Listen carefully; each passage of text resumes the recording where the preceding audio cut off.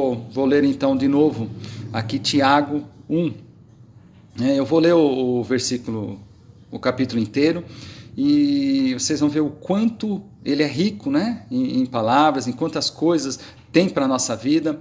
Então, se na quarta eu falei, né, que quando a gente tem fé, Deus ele nos livra, né, das tribulações, ele faz com que o inimigo volte pelo caminho que ele veio, né? Quando estamos passando por angústia, por problemas, e talvez, né, muitas pessoas, eu sei que sempre estão passando por isso, às vezes acontece com a gente também, e só que ele dá algumas dicas para nós aqui, né? Então Tiago, eu vou ler só o capítulo 1, mas se vocês lerem Tiago inteiro, praticamente tudo que está escrito na Bíblia, ele acabou escrevendo nesses capítulos aqui.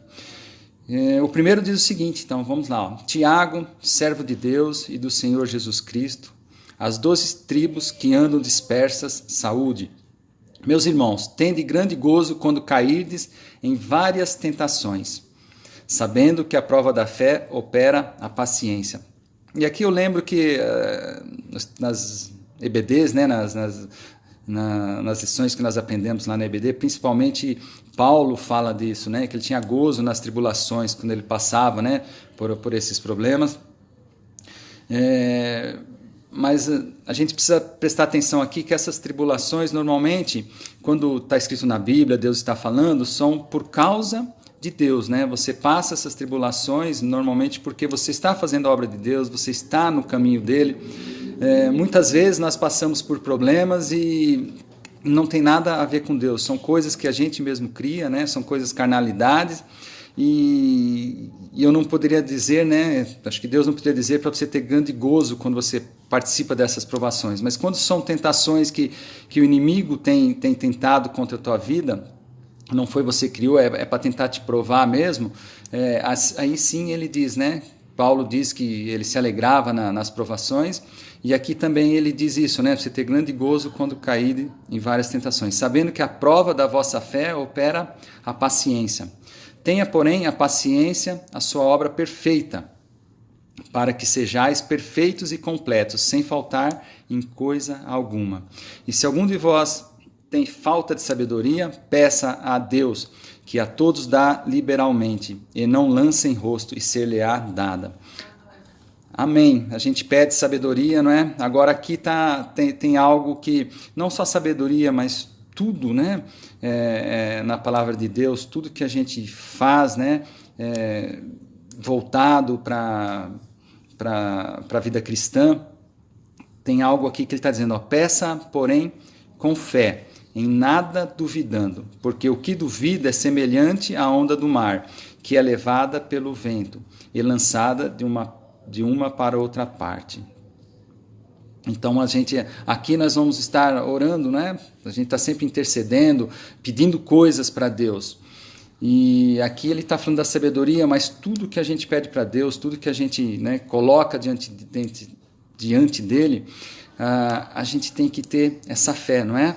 A fé, como o pastor sempre fala, a obediência na palavra dele, e também, como eu postei, acho que numa palavra alguns dias atrás, ou eu falei numa sexta-feira, a gente faz a nossa parte, obedece, e a gente tem certeza que Deus vai fazer a parte dele. Então, quando nós oramos, pedindo para as pessoas serem curadas, né? Que a gente sabe que a vontade de Deus é curar todo mundo, não é? É transformar todo mundo, é que todos sejam salvos.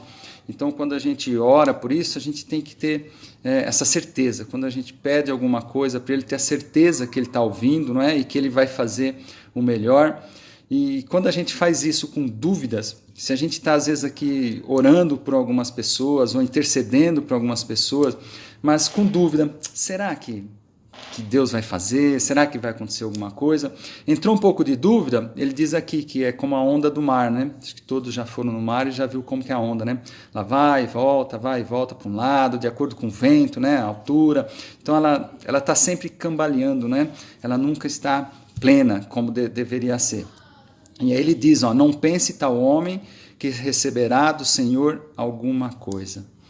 Então ela é o principal, né? Eu acho que no estudo que a Dani postou também, ela falou bastante isso de fé, porque sem fé é impossível agradar a Deus. Se a gente não acredita nele, a gente não crê no que está escrito, no que ele está nos ensinando, como o pastor sempre fala, então você não tem fé. Se você não obedece, né, o que ele fala, é porque você não acredita muito naquilo. Então, se você pede as coisas sem acreditar que ele vai te dar, aqui, ó, pede sabedoria com fé. Né? Eu não tenho sabedoria, não tenho entendimento da palavra, eu não tenho sabedoria para educar meus filhos, eu não tenho sabedoria para o meu trabalho. Ele está falando, peça sabedoria. Eu leio a palavra, não entendo, eu não sei como eu devo agir em certas situações, peça que ele vai dar. Mas se a gente não tiver fé, não vai adiantar nada, né? Nós vamos receber nada dele. O homem de coração dobre é inconstante em todos os seus caminhos. Acho que o pastor falou bastante disso em alguns cultos, faz um bom tempo já, mas sobre o homem dobre, né? Aquele homem que é inconstante. Ele é em todos os seus caminhos. Então, aquele que não acredita, está sempre em dúvida com as coisas, ele nunca consegue, né? Progredir, né? na vida cristã. Mas glorie-se o irmão abatido na sua exaltação, e o rico em seu abatimento, porque ele passará como a flor da erva. Porque sai o sol com ardor, e a erva seca, e a sua flor cai, e a formosa aparência do seu aspecto perece. Assim se murchará também o rico em seus caminhos. Aqui talvez ele está falando muito da soberba, né? De que talvez as pessoas têm, até nós, às vezes, esse rico aqui talvez não é só em dinheiro, mas é quando a gente se acha muito, nós vamos secar como a erva. Então a gente tem que ter a humildade, não é isso que ele fala? Ser humilde, os humildes serão exaltados. Eu acho que na palavra que eu falei na quarta tinha esse trecho, ou foi na sexta passada, eu já não lembro. Bem-aventurado o homem que sofre a tentação, porque quando for provado, receberá a coroa da vida, a qual o Senhor tem prometido aos que o amam. Então, quando vier essas tentações por causa da palavra de Deus, então é bem-aventurado, porque por isso que eu falo, que são provações quando nós estamos fazendo a obra de Deus. Né? O inimigo vai vir para tentar derrubar. Eu nem imagino quantas vezes já, o pastor com certeza deve ter vários testemunhos, quantas vezes o inimigo já tentou derrubar essa obra. Quantas coisas ele deve ter feito para parar a nossa igreja, né? Para parar o pastor. Você imagina, um pastor para, o que está embaixo dele aí com certeza é afetado. Né? Então ele deve fazer muitas provas, o pastor deve ser o que mais tem provações aí. Então ele diz porque é bem-aventurado esse homem, porque quando ele sofre, ele continua seguindo Deus, continua fazendo a vontade dele, não importando o que o inimigo fala. Aí eu volto na palavra de quarta-feira, né? Pessoas falando mal, pessoas tentando destruir. Mas Deus, o nosso Deus é todo poderoso, né? Ele não é aquele Deus feito por mãos, não é isso? Aqueles que o pessoal faz as caricaturas, faz pintura, isso não é. O nosso é o Deus todo poderoso. Então, ele, quando a gente passa por essas provações, está dizendo, ao qual o Senhor tem prometido aos que amam, receberá a coroa da vida.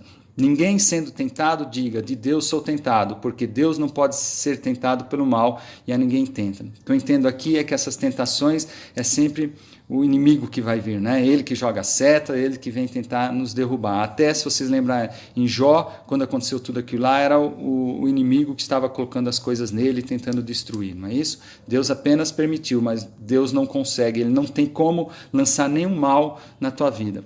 E aí eu estou lendo aquele livro lá, eu falei algumas vezes já, estou bem devagar, né? Porque eu não sou muito bom de leitura, aquele curar enfermos, né, expulsar os demônios, e ele fala muito dessa vontade de Deus que é de curar todo mundo, né? E aí nas provações, ele fala que muitas igrejas, muitos pastores falam que Deus coloca o mal, coloca a doença na pessoa, né? E aqui ele está dizendo, né, que Deus não tenta ninguém, né? E ele está falando como que nós somos tentados aqui, ó. Mas cada um é tentado quando atraído e engodado pela sua própria concupiscência, pela sua própria vontade, né? Então essas coisas, quando a gente sai do caminho de Deus, quando a gente vai para o carnal, e o que acontece? A gente abre uma brecha.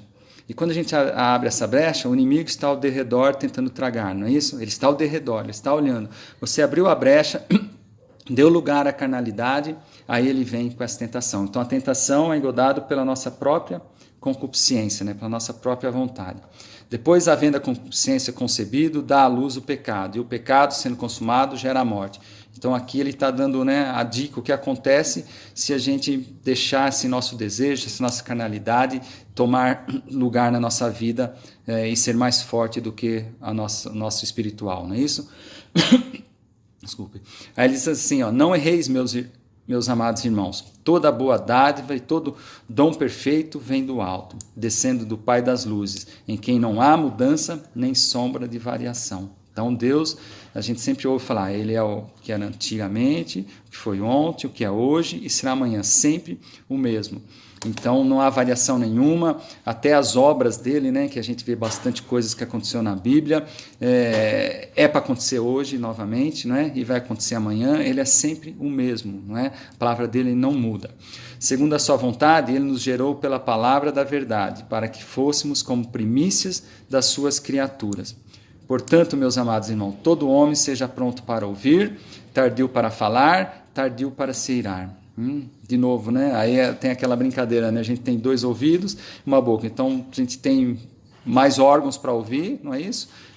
Do que para falar. Então, seja, né, pronto para ouvir. Preste atenção na palavra de Deus. E quando for falar, pense 10 vezes antes, né? Vê se está de acordo com a palavra de Deus, se o que você vai falar vai ser para edificar, ou se o que você vai falar vai ser palavras de morte, né? Que não traz nada de bom para as pessoas. Porque a ira do homem não opera a justiça de Deus. Então, tardio para se irar também, né? Mantenha sempre a calma, sempre pensando em Deus, sempre pensando, não é? Naquela palavra que o pastor fala lá de Filipenses 4:8, se não me engano, não é? No que nós devemos pensar. Então, sempre que vier algo de errado na sua mente e que comece a te deixar nervoso ou até irado, lembre dessa palavra de Deus, né? Então, porque a ira do homem não opera a justiça de Deus. Então, sempre que estamos irados, nervosos, as nossas ações sempre vão ser erradas, não de acordo com Deus, correto?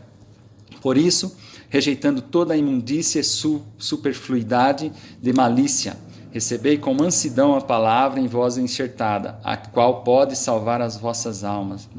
Sempre recebe a palavra com mansidão. Quando o pastor estiver pregando, quando ele estiver exortando a gente, quando estiver trazendo a palavra, para a gente receber essa palavra, né, com mansidão e deixar que ela seja enxertada em nós, que ela venha, né, a fazer a diferença na nossa vida. E sede cumpridores da palavra e não somente ouvintes, enganando-vos a vós mesmos. Então, se continuamos indo na igreja, se continuamos fazendo as coisas como fazíamos antes, e não cumprimos o que nós estamos ouvindo, se a gente diz que é cristão, mas não faz a obra, não obedece o que ele está falando não, nós estamos enganando-nos a vós mesmos. Então é algo que eu acho que estamos cansados de ouvir, né, o pastor falar isso na nossa igreja lá, para a gente começar a agir e fazer o que está escrito na palavra. Porque se alguém é ouvinte da palavra e não cumpridor, é semelhante ao homem que contempla ao espelho o seu rosto natural, porque se contempla a si mesmo e vai-se, e logo se esquece de como era. Você já imaginou como que é essa pessoa? Você olha no espelho como você é, daí a pouco você nem se lembra mais como você é. É esse que ouve a palavra, mas não cumpre, né? Aí tem aquela palavra da semente também, né, que cai lá na terra seca e não dá fruto, ou aquela que cai numa terra boa, só que as coisas desse mundo vêm e não deixam que a gente, né, cresça. Então é esse homem aqui, ó, é o que ouve a palavra e não cumpre. Então a gente está cansado talvez de ouvir muitas coisas, muitas pregações de amar o próximo, não é? De não ter rancor, não ter ódio no coração, não ter ciúmes, não falar mal de ninguém, não é? Os nossos olhos ser diferentes, começar a olhar as pessoas como com os olhos de Deus, começar a praticar o amor, não é? Amar o inimigo, orar pelo inimigo, ter mais felicidade, não no que a gente consegue na nossa vida, mas com o que o nosso próximo está conseguindo, não é? Ser feliz com a vitória do nosso próximo, ser mais feliz com a vitória do próximo do que com a nossa própria vitória. Você imagina, é o que a palavra diz, não é? E se a gente não cumpre isso, é que nós não somos cumpridores da palavra. Se a gente continua com egoísmo, continua com rancor, e se a nossa língua ainda não sai só palavras de edificação, se a gente ainda consegue ouvir fofocas, passar coisas para frente que não deveríamos, falar mal das pessoas, eu acho que está encaixado nessa palavra aqui, né? Nós não somos cumpridores, então nós somos como esse homem que contempla o rosto no espelho, vai embora e se esquece.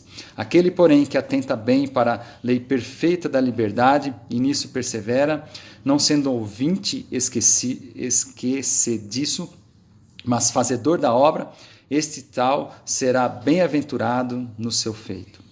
Quando começarmos a cumprir tudo que Deus tem nos dado, nós vamos ser bem-aventurados, nós vamos ser felizes na nossa vida, felizes no nosso feito, a ponto, né, eu lembro sempre de Paulo, né, de chegar e falar que a morte era lucro, porque ele ia com Deus, e no final ele falou, cumpri, né, a boa obra, fiz a minha tarefa, o que o Senhor tinha planejado, e ele estava feliz com certeza, porque ele sabia o que tinha o porvir, né? Se alguém entre vós cuida ser religioso e não refreia a sua língua, eu falei um pouco da língua, né, agora há pouco, está escrito aqui, antes engana o seu coração, a religião desse é vã. Eu falei, né, Tiago, são poucos capítulos, poucos versículos, mas a abrangência disso, o conteúdo, né, dessa palavra é tão grande que eu acredito que esses 5 capítulos têm quase todas as palavras da Bíblia. Então, se alguém entre vós cuida ser religioso e não refreia a sua língua, antes engana o seu coração. A religião desse é vã. A religião pura e imaculada para com Deus e Pai é esta: visitar os órfãos e as viúvas nas suas tribulações e guardar-se da corrupção do mundo. Guardar-se do mundo, livrar-se do mundo. E aqui, né, visitar os órfãos, as viúvas, fazer o bem, não é? A quem a gente possa ajudar, não é? Eu acho que é um caminho do cristão. E o que nós fazemos hoje aqui, essa reunião, eu acho que faz parte disso. A oração, a intercessão, não só hoje, né? Hoje é um momento que a gente se une, mas eu acredito que deva ser o nosso diário, né? Todo o nosso dia, a gente estar preocupado com as vidas que estão se perdendo por aí, com as pessoas que estão passando por aflições, que não conhecem esse Deus, e a gente começar a ser testemunho e orar para essas vidas, ajudar os necessitados. Temos um bom testemunho, acho que na igreja, né, que pessoas passaram por dificuldades e quando a gente levanta qualquer clamor aqui, muitas pessoas se doam e querem ajudar, e eu acho que isso faz parte, né? Então está dizendo aqui, isso é a verdadeira religião, isso é o que Deus realmente quer de nós, um coração puro, e hoje, como vamos estar orando, que nosso pedido diante de Deus, como ele falou antes, né?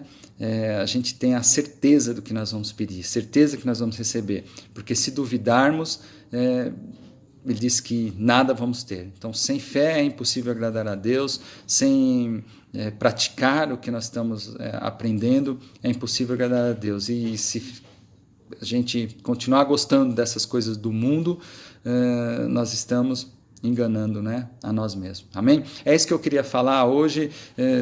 Eu quero que vocês comentem agora, não é, sobre essa palavra ou algo a mais que vocês querem comentar sobre a nossa oração, sobre o motivo da nossa oração e também os pedidos, não é? Nós temos vários lá que hoje eu estava dando uma lida no que a Rutinha postou. Demorei, não sei, vários minutos para ler todos os pedidos que nós temos. Se nós todos os dias fizermos isso, lermos e orarmos, e não orar por religiosidade, né? Eu tenho que orar e Pai abençoa, Pai abençoa, Pai abençoa, aí é muito fácil, né? E Deus sabe que a gente está fazendo isso apenas por uma obrigação. Mas quando a gente ora com o nosso coração, com vontade, a gente, quando fala em intercessão, né, o pastor sempre fala, se colocar no lugar da pessoa, e aí vai fazer diferença, né? Aí Deus vai ver que nós estamos querendo realmente que aquela pessoa seja liberta, que ela se cure, e nós estamos sentindo até o que ela está sentindo, amém? É isso que eu queria falar, e se vocês quiserem comentar agora eu vou abrir e depois a gente começa a orar, tá bom?